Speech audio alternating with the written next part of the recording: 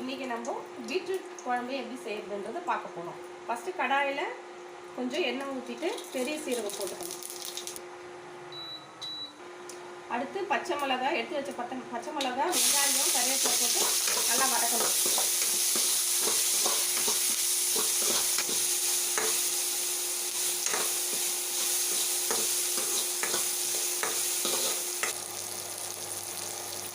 வெங்காயம் நல்லா வதங்கி ப்ரௌன் கலரில் வந்துடுச்சு. இப்போ நம்ம வச்சுருக்க டொமேட்டோவை ஆட் பண்ணணும்.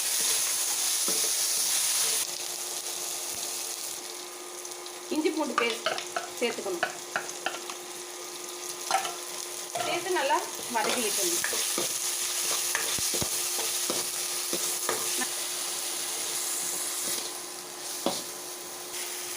இப்போ வதங்கி வந்துடுச்சு. இப்போ பீட்ரூட்டை சேர்த்து வதக்கி விட்டுணும்.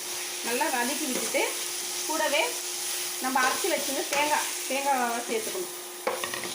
சேர்த்து நல்லா கலந்து விட்டுக்கிட்டு இதில் கரம் மசாலா, மஞ்சள் பொடி, காரப்பொடி, வீட்டு மிளகாய் பொடி போட்டு நல்லா கலந்து விட்டுக்கணும். கலந்து விட்டு தேவையான அளவுக்கு சால்ட் சேர்த்துக்கணும். தேவையான அளவுக்கு தண்ணி ஊற்றிட்டு நல்லா கலந்து விட்டுக்கணும்.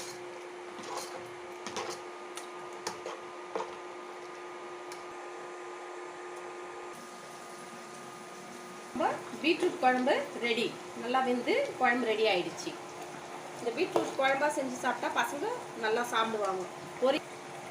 எதில் குழம்பா செஞ்சால் பசங்க சாப்பிடுவாங்க. பொரியலாக செஞ்சால் சில பசங்க சாப்பிட மாட்டாங்க. அதனால் பீட்ரூட்டு குழம்பா வச்சு கொடுத்தா பசங்க நல்லா லைக் பண்ணி சாப்பிடுவாங்க. ஹெல்த்துக்கும் நல்லா பெனிஃபிட். பாருங்க, குழம்பு நல்லா திக்காக வந்துடும். இந்த சேனலை பிடிச்சிருந்தா சப்ஸ்கிரைப் பண்ணுங்கள்.